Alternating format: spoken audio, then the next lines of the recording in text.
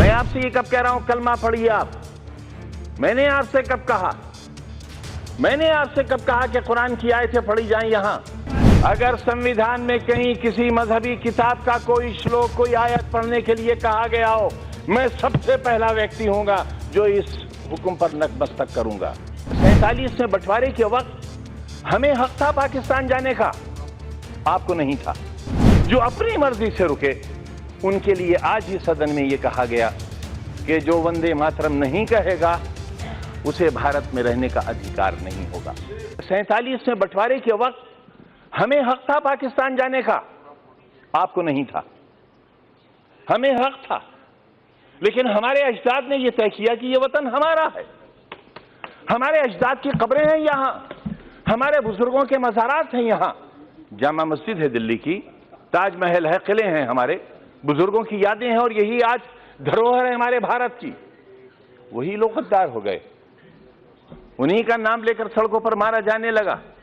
हम अपनी मर्जी से रुके थे, हमें किसी ने जबरदस्ती नहीं रोका था। जो अपनी मर्जी से रुके उनके लिए आज ही सदन में यह कहा गया कि जो वंदे मातरम नहीं कहेगा उसे भारत में रहने का अधिकार नहीं होगा। बहस वंदे मातरम की नहीं है। मेरी बात तो सुन लें आप, मेरी बात सुन लें, हो सकता है आपको शर्मिंदगी हो। बात वंदे मातरम की नहीं है मान्यवर। अगर कानून की बात करूं तो सुप्रीम कोर्ट कहता है कि वंदे मातरम के लिए मजबूर नहीं किया जा सकता, सबसे बड़ी अदालत वो भी है। लेकिन अगर आपने इतिहास पढ़ा हो, रेशमी रुमाल तहरीक, हिंदुस्तान को आजाद कराने के लिए कितने उलमा ने फांसी के तख्ते चूमे थे, कितने लोग मारे गए थे। देश में न जाने कितनी मिट्टी की पहाड़ियां वो हैं जिनमें हमारी लाशें आज भी सड़ गई होंगी, लेकिन उनमें दफन है। रेशमी रुमाल तहरीक में अगर आप रेशमी रुमाल की तस्वीर देखेंगे तो उस पर भारत मां की तस्वीर छपी हुई मिलेगी आपको। ये रिश्ते कब थे? ये 1942 में जब हिंदू और मुसलमान ने एक बर्तन में खाना खाया था, तब अंग्रेज को लगा था कि वो अब हिंदुस्तान में राज नहीं कर सकेगा, और 1942 से ही उसने अपना बिस्तर बांधना शुरू कर दिया था, और 1947 में हिंदुस्तान आजाद हो गया था। हम आज भी एक ही मोहल्ले में रहते हैं, एक घर में बैठते हैं, हमें किसी को एक दूसरे से डर नहीं लगता। लेकिन जब हम चुनी हुई संस्थाओं में आते हैं, जब वोट जैसी चीज हमारा मुकद्दर बनने वाली होती है, तब इंसानियत के सारे रिश्ते हमारे टूट जाते हैं मान्यवर। इससे देश बहुत कमजोर हो रहा है, इससे हम बहुत कुछ खो रहे हैं। आप मुझे मजबूर तो नहीं करेंगे?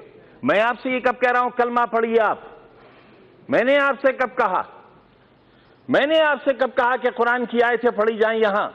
ये लोकतंत्र का मंदिर है, ये संविधान का मंदिर है।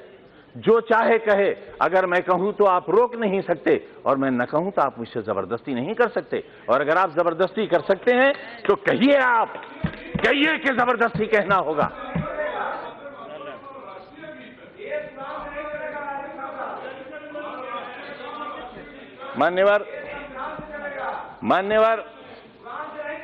मान्यवर संविधान से चलेगा, यही तो हम भी चाहते हैं, यही हम चाहते हैं। अगर संविधान में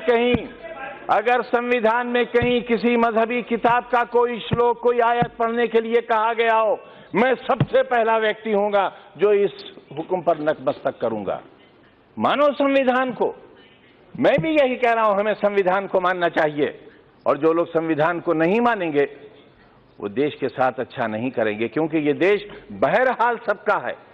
पूरा जिस्म हाथों से बना हुआ नहीं है, पूरा जिस्म पैरों से बना हुआ नहीं है। शरीर का एक हिस्सा खत्म कर दिया जाए, इंसान नहीं रह जाएगा।